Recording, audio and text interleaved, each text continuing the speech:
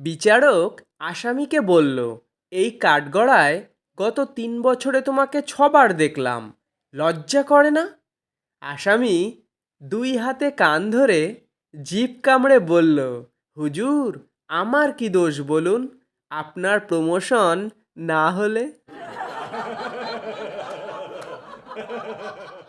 বিচারক 60 ঊর্ধ্ব আসামিকে বলছে, আপনি এক কুমারী মেয়েকে জড়িয়ে ধরেছিলেন কেন? আসামি বলল, জজ সাহেব, আমার খুব ঠান্ডা লাগছিল।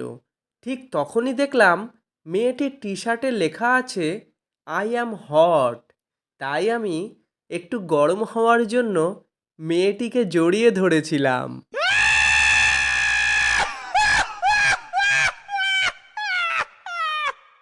স্যার ছাত্রদেরকে বলছে, রাখাল বালক আর বাঘের গল্পটা পড়েছ? ছাত্র বলল, হ্যাঁ স্যার, পড়েছি।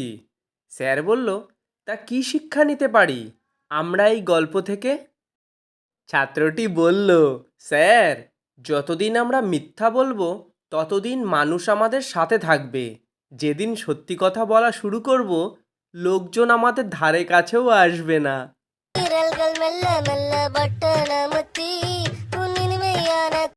গ্রামের মোড়ল চিন্তাগ্রস্ত মুখে চাতালে বসেছিল। সেই দেখে এক বন্ধু জিজ্ঞেস করলো, কি ব্যাপার দাদা, সব ঠিক আছে তো?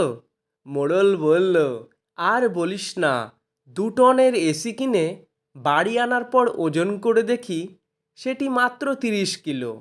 এইভাবে যে আমাকে ঠকাবে আমি ভাবিনি রে।